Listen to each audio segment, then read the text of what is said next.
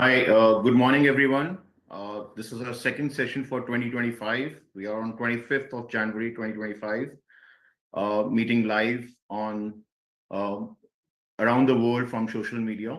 Um, Today, we have a very important topic, Laparo Hernia surgery, a continuous challenging moving beyond Bassini to Laparo Endoscopic repair. To talk about this topic, we have Dr. Mahesh Misra. He's a senior laparoscopic and general surgeon, Sitaram Bhartia Institute of Science and Research, New Delhi. He's a senior visiting consultant, Primus Super Specialty Hospital.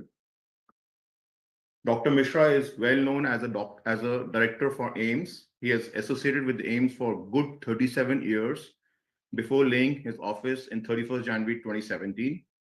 While most of the people know him as a director for AIIMS, but his greatest contribution towards the creation and development of AIIMS Trauma Center, one of the main point of contact to provide state-of-the-art patient care for all acute injuries patients for those requiring specialized services.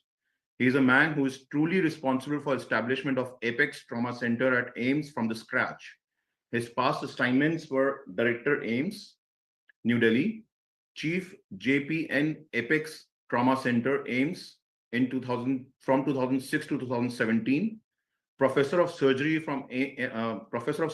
AIIMS New Delhi from 1993 to 2017, Head of the Department for Surgery from 1993 to 2013. His area of special interest improving trauma center services in India by capacity building, trained human resource, minimal invasive surgery, surgical training and hernia repair, breast cancer, surgical jaundice, minimal invasive adrenaline surgeries, pancreas, common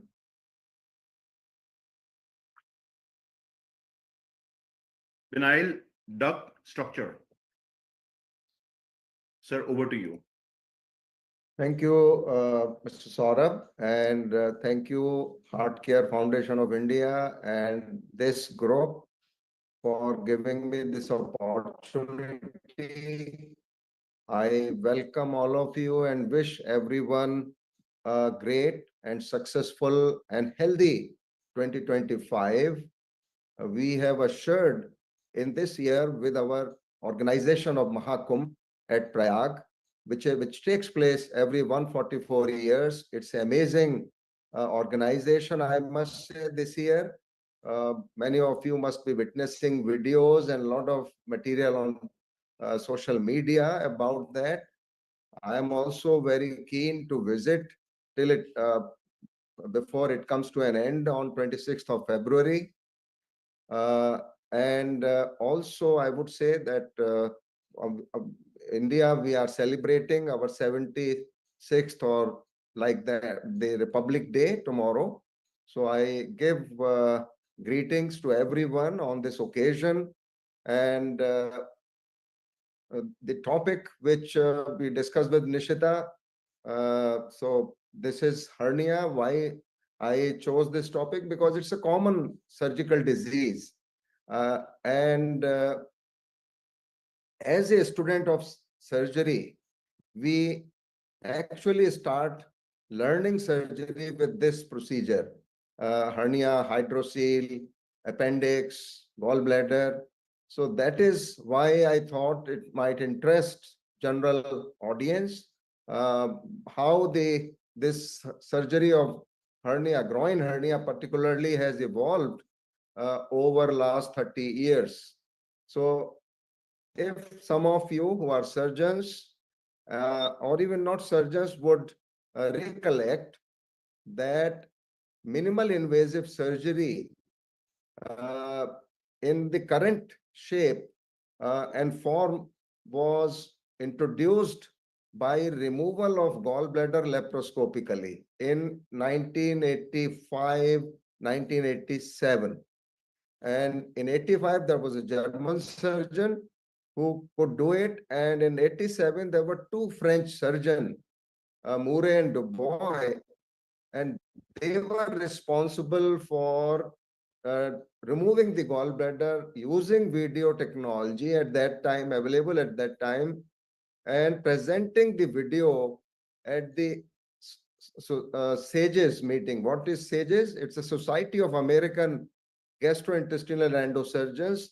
And since then, uh, the laparoscopic surgery became very popular. In the beginning, the gallbladder, what we call laparoscopic cholecystectomy, gallbladder removal was the only procedure for general surgeons, and then subsequently appendix were two common general surgical procedures which were popular, and very quickly the laparoscopic removal of gallbladder, which is called laparoscopic cholecystectomy, became so popular among surgeons and patients. What I call it, it spread like a wildfire, what you see today in California, in a other sense.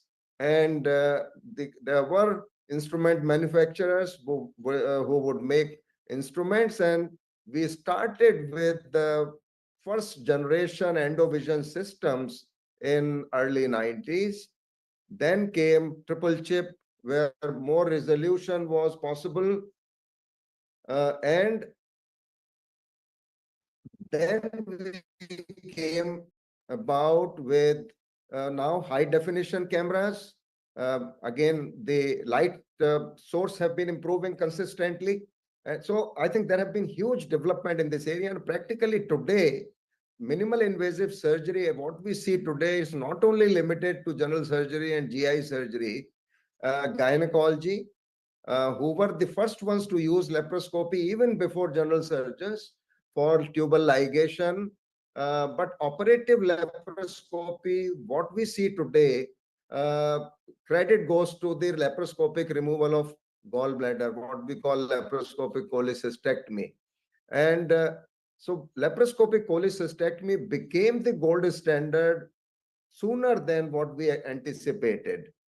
But if you see, the hernia, groin hernia particularly, could not become popular for quite some time. I would say for a decade after laparoscopic cholecystectomy, although there were surgeons who were making efforts to do the groin hernia also in early 90s and late 90s. So what we know hernia as inguinoscrotal swelling, when it's large, massive giant hernias, what you see one of the patients here, uh, naturally these are not amenable for laparoscopic removal. In these cases, the open surgery is preferred. Again, it's a large, massive giant hernias where the minimal invasive surgery would pose a lot of problems. So we still prefer to operate them. Although some of the massive hernias we can now perform laparoscopically also. Now, why I mentioned that Bassini to Liechtenstein and then Bassini to Liechtenstein to laparoendoscopic hernia surgery. Now, as a student of surgery in 1980s, through that decade, this was the most popular repair. We learned it and we practiced it. Our professors, our teachers performed it, and it gave reasonably good results, but there were recurrences, and the recurrence rate for hernia surgery was high, around 10%, 15%. And then there were other tissue repairs, like we called them Scholdes, Bloodgood, Bisarda, Stopa, but all of them were not as popular as Bassini. And then we started using in 80s. When I joined All India Institute in 1980, actually, we were using mesh repair also, open mesh repair for groin hernia, which is popularly today known as Liechtenstein's repair, where we do the Bassini type of closure of the canal and the deep ring with the non-absorbable suture, and then we put a mesh. So that is called Liechtenstein's repair. Now, in early 90s, after laparoscopic cholecystectomy, surgeons started making effort to operate groin hernia. So it was introduced first what we called trans-abdominal pre-peritoneal repair, that is TAPP, what you see. But there were high recurrence rates in the beginning. And if you see, in one of the journals, very leading journal, England Journal of Medicine, in 2004, there was an article published where they actually highlighted the problems of laparoscopic groin hernia surgery with high recurrence rates, because until then the techniques were not standardized. But now today we see, for last almost, I would say, 20 years or more, laparoendoscopic hernia surgery has been standardized. There are two techniques which are popular among surgeons. One is totally extraperitoneal repair, and the other is transabdominal preperitoneal repair. So in one repair, we go extraperitoneally and then dissect the sac and put the mesh, and in other we go inside the peritoneal cavity and then dissect. Same dissection is carried out and we then put the mesh. So it's a mesh is always used now in open as well as in laparoendoscopic hernia surgery.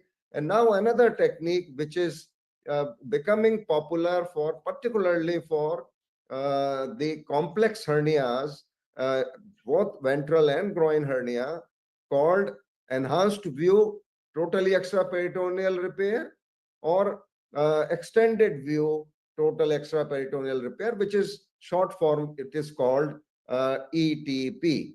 So it is also. So why I chose this? Because there are issues with training in laparoendoscopic groin hernia surgery, which has been established now beyond doubt. It gives better results in terms of post-operative pain, in terms of chronic groin pain, in terms of wound infections, mesh infections, but there is a learning curve.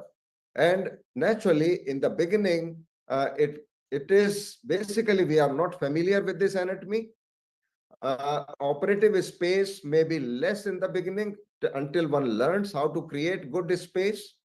And there is a possibility of major vascular injury. Howsoever rare that may be, it has been there. So we have to make it safe. And as soon as we do groin hernia laparoscopically, it is considered an advanced lab procedure. And very many surgeons are reluctant to learn, or they have no opportunity to learn laparoendoscopic groin hernia. And that's why if we look at the adoption of laparoendoscopic groin hernia repair, if you look at Europe, about average 30 to 40% uptake, highest in Germany, 60%. In North America, about 30%. So 70% groin hernias are still done open. It may have increased over last couple of years. In Asia, this proportion is very low. In China, India, and other Asian countries, the adoption of laparoendoscopic groin hernia is really slow and mostly done in private sector with well-equipped hospitals. But now gradually it is picking up. So it's an advanced procedure that has been termed as training opportunities are limited. And what we consider at AIIMS, and we devised that model, what we called preceptorship, proctorship model, mentor-mentee model, which we used extensively for teaching and learning laparoscopic removal of gallbladder, laparoscopic cholecystectomy. And then also people the surgeons cite the cost as a major disadvantage, because the laparoscopic equipment, the mesh is used. But then to my argument for them is that cost, you already have the equipment for laparoscopic cholecystectomy. You don't need too many extra instruments for performing laparoscopic groin hernia surgery. So cost is in our minds. Yes, I agree. Because here we use plain polypropylene mesh, so which is not very expensive. Then there have been some hernia model training models developed. One is Hamilton TEP model, Guildford Mattu TEP hernia model, McGill laparoscopic inguinal hernia simulator, hernia endotrainer, self-designed hernia trainers. And then we developed our AIIMS hernia training module, which I'll be telling you about. So Hamilton TEP model is basically, it is for the formal curriculum developed for postgraduate year 4 residents in laparoscopic TEP, repair in combination with CD-ROM and other videotape material. The result of this model was that there was increased acceptance amongst this postgraduates, which was, the acceptance was not there 100%.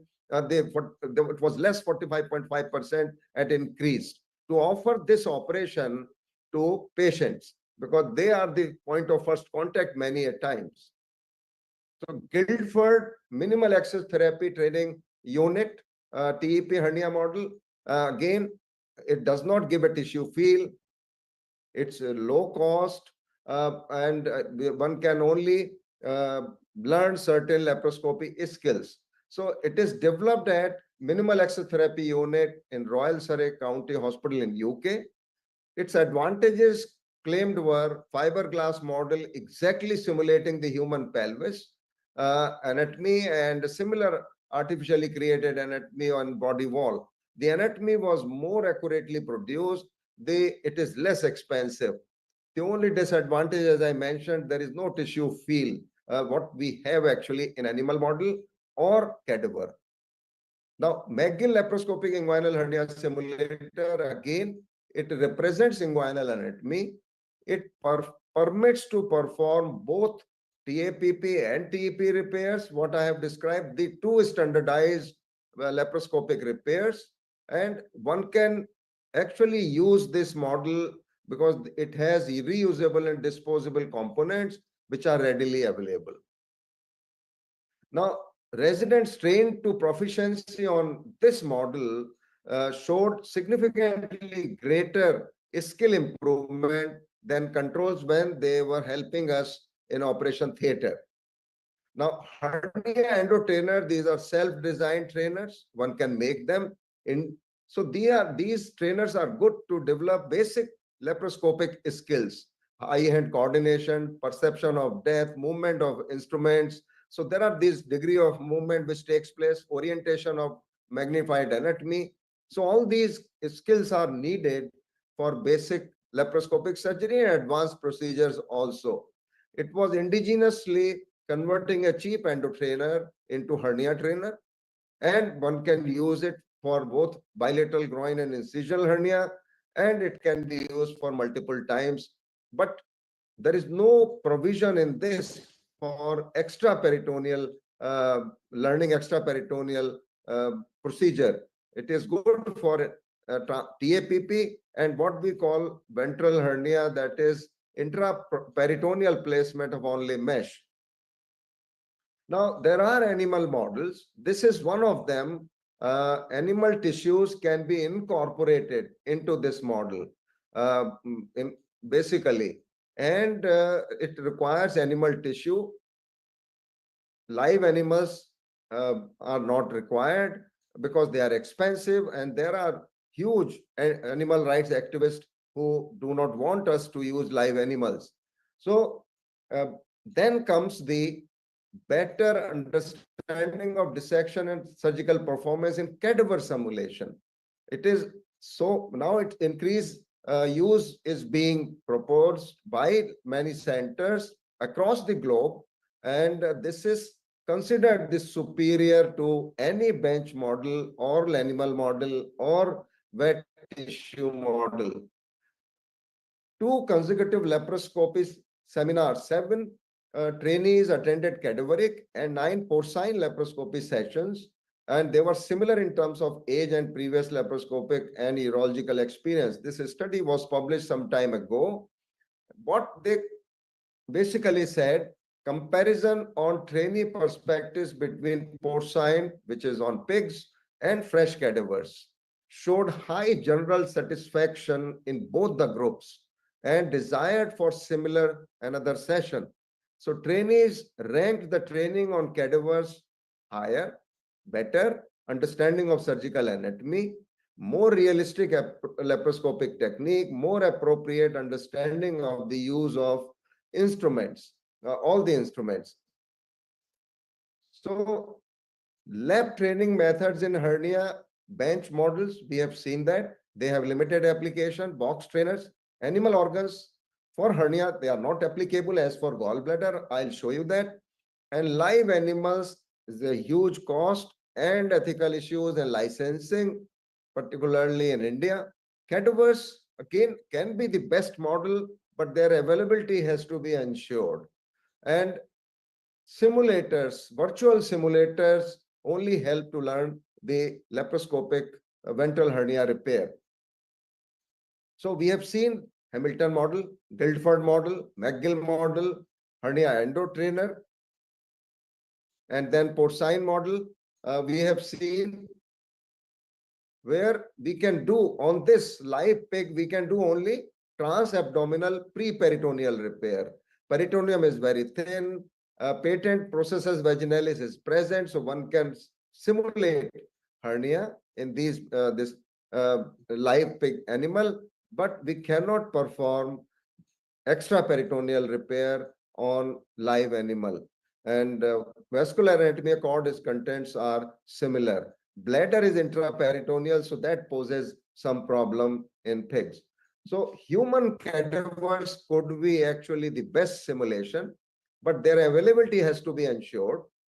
Elasticity of tissues can be maintained by soft embalming, which is known as a Thiel technique for human cadaver preservation, especially embalmed human cadavers. We have used them, and well-preserved tissue color, consistency, and transparency without bleeding. Both totally extraperitoneal repair as well as transabdominal preperitoneal repair along with incisional hernia repair can be uh, learned on cadaver because it's a human body. That's the close to real, or actually it is real. Field embalmed cadaver training is more realistic than working on animal models. At AIIMS, we had this training model at our minimally invasive training center where we were integrating animal tissue for removing the gallbladder from the liver, the pig liver, and which worked very well for teaching and learning the steps of laparoscopic cholecystectomy. But this model here does not support learning the groin hernia, laparoscopic groin hernia. So basically, we have to develop composite different models, dry lab training for basic surgical skills, animal model which can give us TAPP and repair for ventral hernia in a preceptorship proctorship model, but Thiel cadaveric model can give us what we are looking for. So we developed this 3-day intensive interactive hernia training course where we would take 6 participants per course, limited lecture session on groin hernia anatomy. 80% of the time, these participants spend their time in operation theater and hands-on. So the course structure was operative demonstration and extensive interaction in operation theater, working on this MIC trainer, what I showed you, for learning basic skills, and then lectures and discussion. Then they would also work on lab mentor, which virtual learning, as we have like simulation, like for which pilots sit on to learn flying, and then wet tissue integration. So day one, they would practice suturing and mesh fixation on Tubingen trainer, what I showed you. Day 2 and 3, they will visit operation theater in a preceptorship model where we will teach them how we are doing these 2 repairs. They are not performing, but we are performing and showing them. And again, we'll show them how do we fix the mesh, suture fixation, tack fixation. And then what we advise these participants when they go back in their own setup, they must invite some expert surgeon to operate under supervision. And this is what proctorship is all about. So we conducted these 55 courses, 330 participants, and these participants were from various parts of India and overseas. See, Australia, Bangladesh, China, Europe, Iran, Iraq, So 12 courses between August 10 and September 210, 72 surgeons, young surgeons, all of them, and each one of them had laparoscopic experience on laparoscopic cholecystectomy for 3.5 years. And then number of procedures they had performed 30. Most common was lap chole naturally, which is a common surgical disease with groin hernia. And some of them had done intraperitoneal only placement of mesh, what we call IPOM, for a small ventral hernias, umbilical hernias, etc. All trainees started performing laparoscopic incisional hernia repair. 38% of them said they are able to perform transabdominal preperitoneal repair, TAPP. 42% said they could do the totally extraperitoneal repair of groin hernia, and both the hernia techniques were used by 20%. And those who had been performing reported improvement in their skills and technique. There were no major complication or recurrences because techniques have been standardized now. A good size mesh which is fixed, and what these participants actually gave the feedback that operation theater visit was most useful, even if they were not given hands-on in the operation theater. So we also used cadaver courses. So 4 cadaver courses we did before COVID. Now again, we are starting that at AIIMS and other places in the country. 65 surgeons were trained under expert supervision, and they were able to perform TEP, TAPP, and IPOM. Also, the same cadavers could be used for other operations like mobilization of the colon, nephrectomy, splenectomy, Nissen fundoplication. So one cadaver actually one can do quite a lot learning by the same equipment and same preserved cadaver. And simulation, it is nearest to the live patient in OR. That is what I am going to show you. Now you see this is, we are doing, the trainees are doing transabdominal preperitoneal repair of groin hernia, simulating that on a cadaver. You see how beautiful this cadaver is preserved, and you see, except that there is no bleeding, you see the tissues are so supple. The dissection you see, that is pubic symphysis, and the same equipment, and you don't realize that you are not operating in operation theater. So you create that space by incising the peritoneum, and then also one learns mesh placement, which is an issue in the beginning when one learns operating these patients laparoscopically, and then closure of the peritoneum by using the suture, and they can practice suturing, endosuturing also.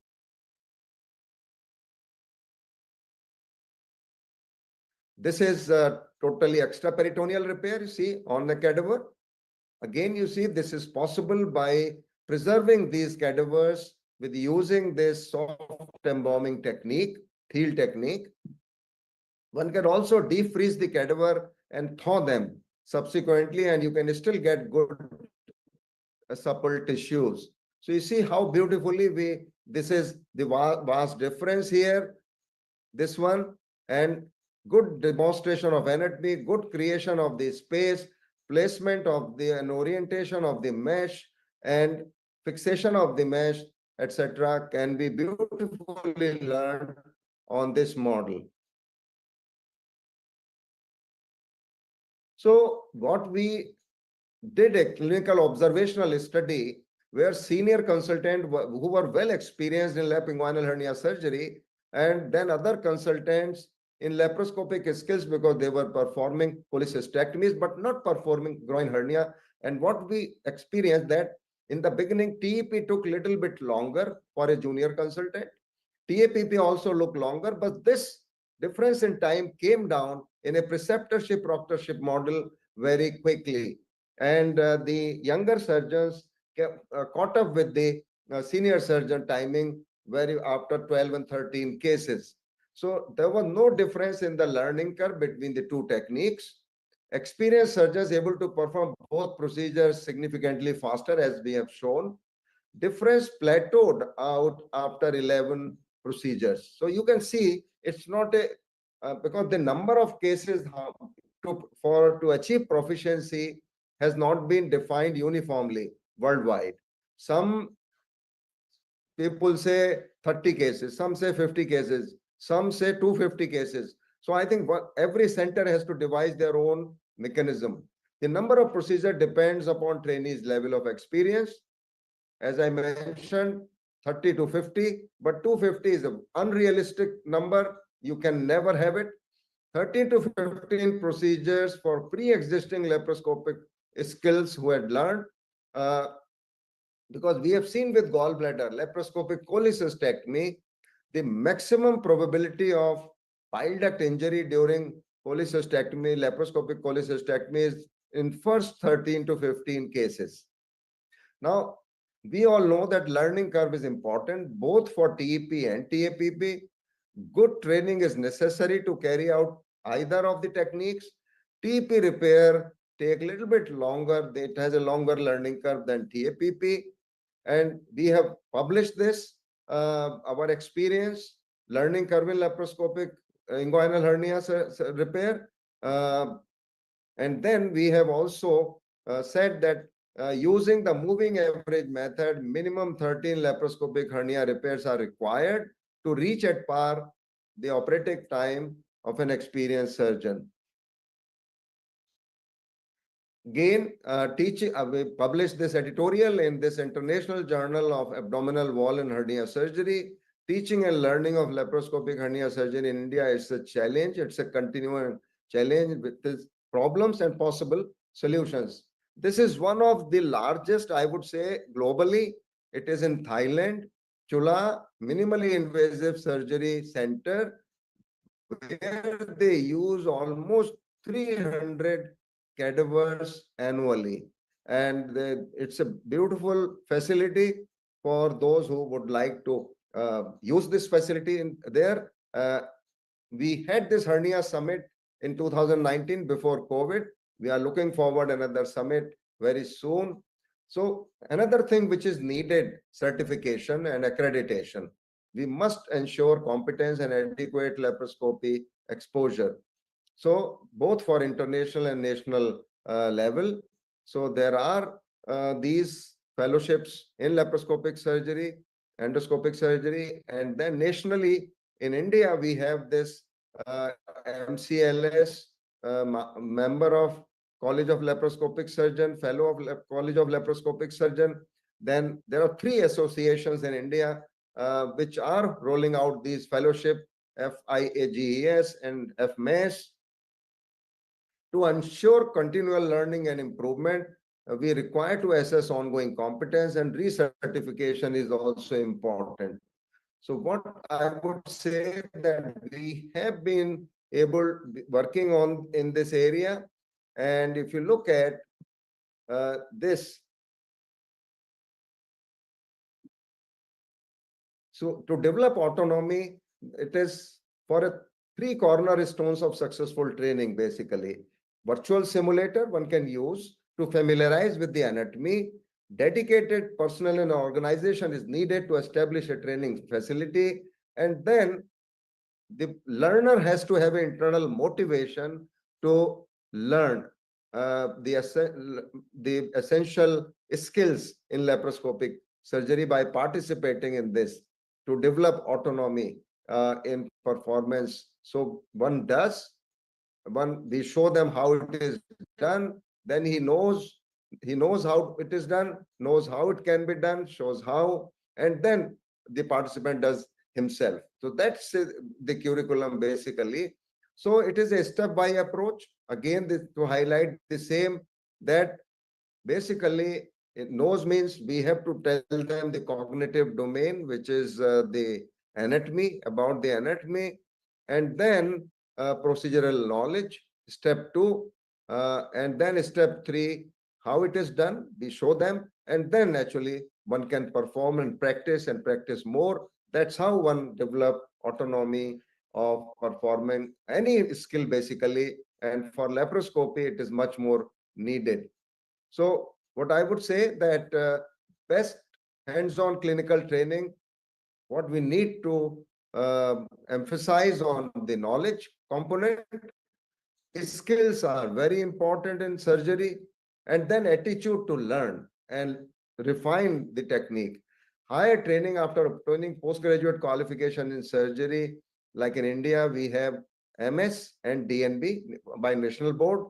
This is a 3-year program. And then after that, there is a higher training, what we call senior residency training. So it provides optimal exposure to acquire knowledge, opportunity to observe, assist, and perform with assistance of a faculty, mentor, mentee. So to residents get that opportunity. For other practicing surgeons, they have to invite an expert to their own center to develop that kind of a model. So objective is that all the surgeons who are trained should develop autonomy and can perform this procedure independently. This is another new journal which has come out, International Journal of Abdominal Wall and Hernia Surgery. So I am associate editor of this journal. It is under the auspices of International Endo Hernia Society. These training centers exist in the country, in India. Minimal invasive training center at AIIMS. Then C Misra, which was run by stores in Mumbai. I don't know whether it is still functional because I learned that it has been closed down. There is another Dr. Padma Kumar in Kochi, Varvenden training facility, and there one can get a hands-on on the patient also. He allows the visiting surgeons who have registered with him for longer period. Another hospital is the Sachkhand Hospital, Agra, and there are other centers also providing this kind of a training. So what I would say, how the journey has moved from Bassini to which was largely a tissue repair, then other tissue repairs, then we moved to mesh repair, open mesh repair, and now we have moved to Laparo Endoscopic hernia repair, which is training. I can say that it is effective in teaching and learning laparoscopic endoscopic hernia operation, and repetitive and focused training reduces learning curve and also avoids complications. Preceptorship and proctorship model, which worked for removing gallbladder laparoscopically, can also work beautifully for hernia surgery.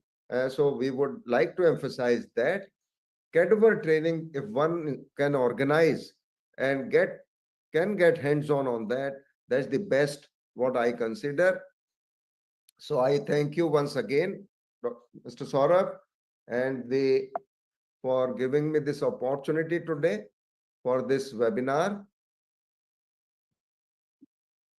Thank you, Dr. Misra. I think wonderful presentation. I would be happy to take if there are any questions. Sure. Thank you, Dr. Saurabh. Mr. Saurabh, can I ask the question? Please go ahead. So can you please close the Thank- presentation so that we can Thank you. take the Thank questions? you, I will Dr. just Mishra, Professor Mishra, thank you so much for providing very beautiful information, and almost this problem is everywhere and everywhere one can see this one. Can you briefly let me know only one question? What are the different precautions that one should not suffer this disease?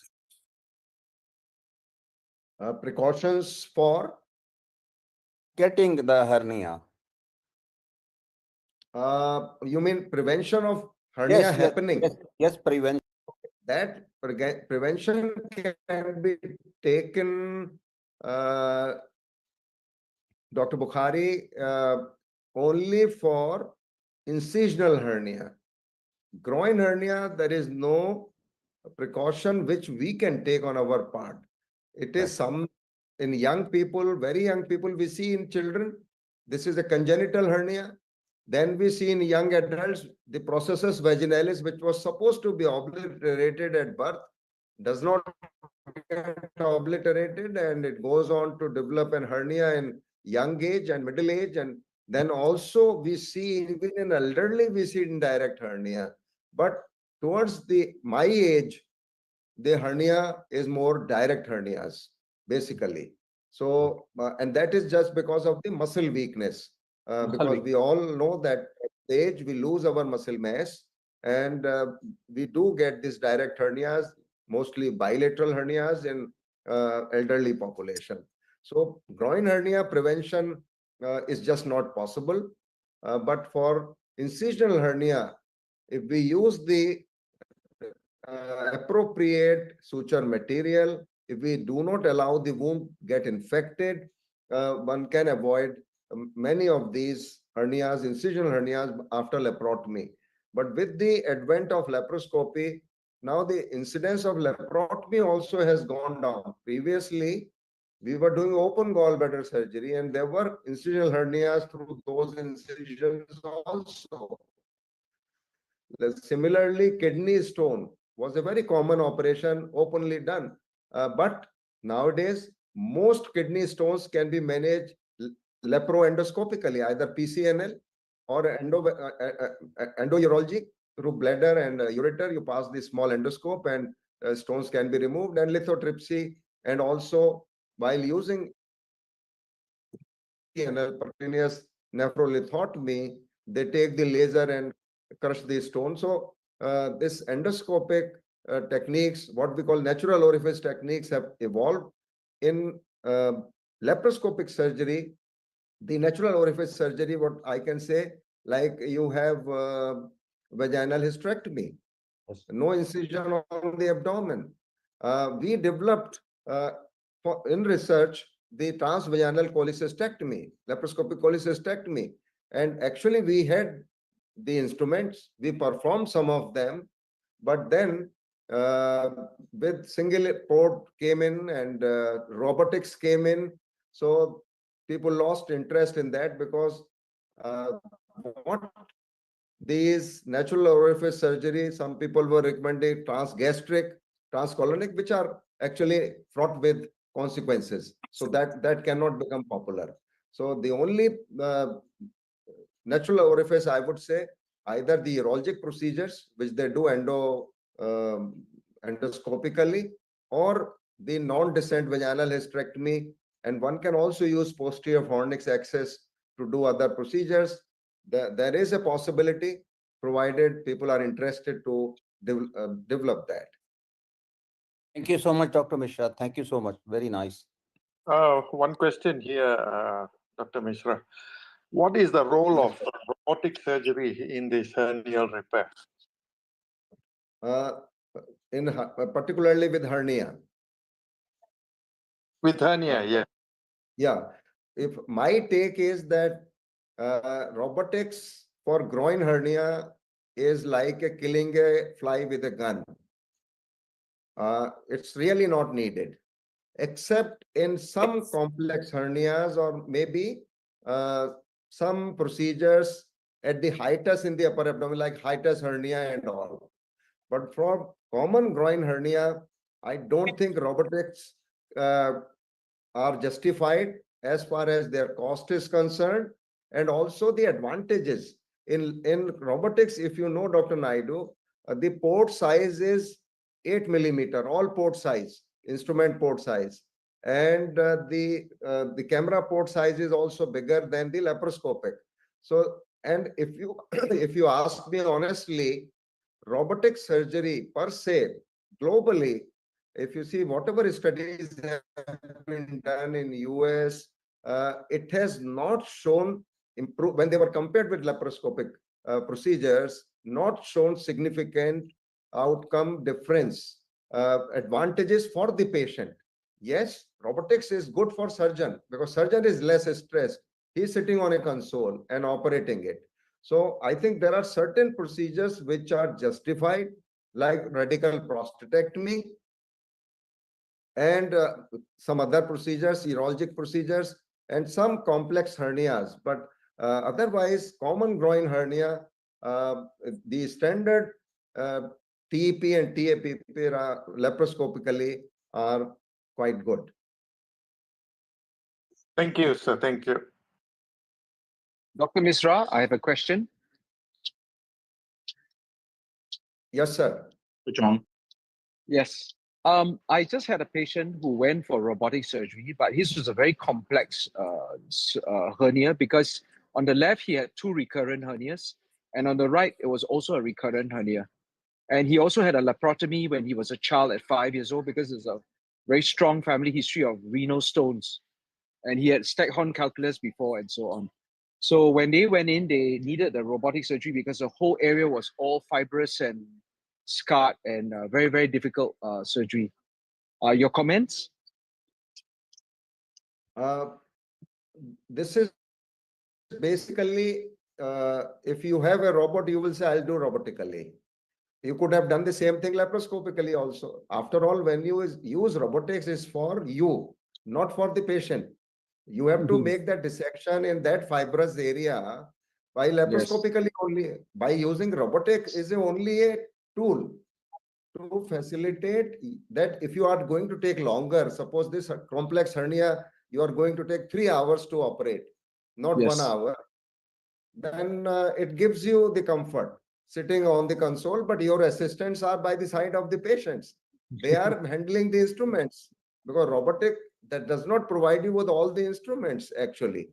So this is a actually misconception that robotics helps in surgery. Yes, if you need suturing, sometimes robotics does help.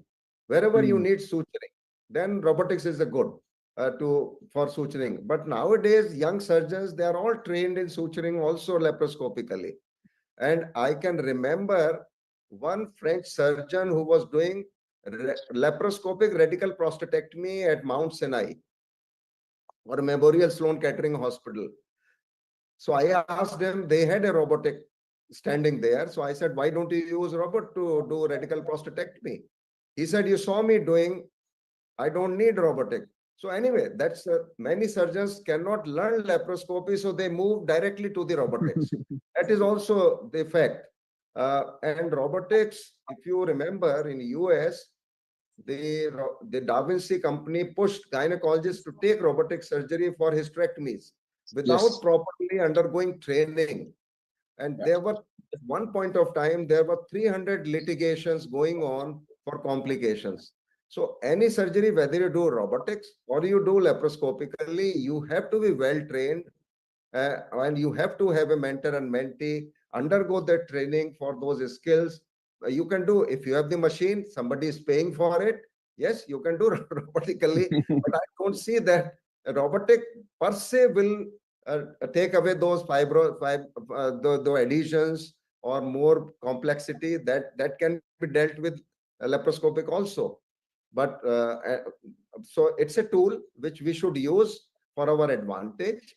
But what I'm saying, doing cholecystectomy, doing common groin hernia with robotics is just a commercial hype, marketing gimmick, I call it many a times.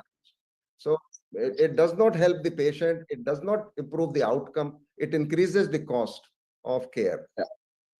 Agree. I totally agree, because I was a bit shocked when they decided to use a robot for that surgery. So yeah, thank you very much. You've given us a very concise and very clear and very honest opinion. Honest opinion about robotic versus laparoscope. Thank you very much. And sometimes I went and saw some of my colleagues now doing robotically.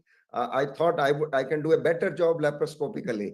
So it's not that robotics is always good, and it definitely helps us. If I'm doing a 6-hour procedure, it helps me. I'm sitting and I'm not stressing. I'm not using my arms. But common procedures where you are not needing very suturing, laparoscopy is as good. Thank you. Thank you very much, Dr. Misra. Thank you. Thank you. Most kind of you. Thank you. Thank you. Do we have more questions on the floor? Dr. Monica, do you want to say something on the topic? Thank you so much. I always love to hear a great presentation by somebody who is well versed in the topic and an experience. It's always nice to always go back to the basics and understand how we learn medicine and how we should always continuously learn no matter where we are in our career. And I appreciate everything you just had in terms of the conversation that you contributed with Dr. Chang. So thank you for a great presentation. Thank you. Thank you, Dr. Monica. So one, yeah. Yes. Saurabh, if there are no more questions, I'd like to thank Dr. I just Mishra. I just want to take one question where I think this is more of a patient or a general public question, where what is the early sign symptoms people should watch before they should go and consult a doctor? For hernia, generally this is, I would say, male-female ratio is almost 30:1. So groin hernia is far more common in men than in women. It does happen in women also. So any swelling low down in the abdomen, what I say, when abdomen is joining the thighs. So on medial aspect, because it comes through the same canal which through which our testicular vessels and vas deferens travels. So the groin hernia actually projects outside through those openings. The ventral hernia, of course, is around umbilicus, primary ventral hernia. Incisional hernia is wherever there is an incision, if it has not healed properly, the deep layers, the fascia, the hernia can form. Then there are internal herniations, which sometimes present as an emergency because they were not diagnosed. They basically the paracecal hernias, paraduodenal hernias, the spigelian hernia, all these hernias. So these are uncommon hernias. So common hernias are groin hernia and occasionally femoral hernia, which is a little bit more common in women. So again, swelling at the junction of the where the our abdomen meets the thigh. So one should look for, and sometimes people do complain of pain. To begin with, the most hernias are not painful, but swelling will come. Sometimes it can lead to emergency because the contents which come down, they don't go back, and particularly in very young children, or if the hernia neck is very narrow, then chances of obstruction, strangulation are there. So treatment of any hernia is surgery. It's not medical treatment for hernia surgery. You cannot prevent groin hernia from forming. And whenever it is diagnosed, sooner one gets operation, better it is, because the repair is more effective. Recurrence rates are very low these days. With Laparo Endoscopy, the recurrence rates have gone down to less than 1%. So it's a very safe operation today and very good results. The incidence of chronic groin pain is really has come down, which is there after groin hernia operation. So I think the symptoms largely is a swelling, what we call inguino-scrotal swelling. Inguino-scrotal swelling in men, and in women it's a labia. It goes towards labia, and we do operate women also, but it's far less in women than in men. And what about life post the surgery? Is that normal? Yeah, I think what we say, at least we give 2 weeks for tissues to heal for the primary healing, and then naturally healing keeps taking place the whole of our lives whenever there is a scar on the body or incision on the body. But I generally ask the patient to take it easy for 2 weeks. They can work from home. If they are IT professionals, those who can work from home, they can work from the same day. We discharge them the next day, or this. Sometimes people do even in daycare. So you don't need too much hospitalization, and you can be discharged the next day after when recovery is taking place, and call them after a week just for first review and give some pain medication. And most of the times there are not many issues. Occasionally infection issue comes up because there is a mesh can get infection, but incidence of that also has come down significantly with these laparoscopic repairs as compared to open repair. So hernia surgery is considered a clean operation. we do use one dose of antibiotics around when we do this operation. And most of the times, unless somebody has had diabetes or some comorbidity, then only infection is an issue. Otherwise, the infection rates, recurrence rates, chronic groin pain rates have really come down significantly following laparoscopic repairs. Right. So I think Dr. Chong, we can get the session over. We have time. So please go ahead. Dr. Misra, thank you very much for your wonderful Thank presentation you, on, Dr. Cho, on hernias. and wonderful. Your question was very good for the audience. So Yes. thank you. Thank you very much for your kind for your time to come and present to us. We really enjoyed it and we learned quite a lot from you. We hope to see you next time for another presentation. Yes. So with this, close the session. Thank you so much for joining in. We'll see you again. Thank you, Saurabh, and thank you, Nishita, for coordinating. Thank you. Okay, So, we can leave. Ex Thank you. excellent, Yeah. excellent Thank you, sir. presentation and discussion also.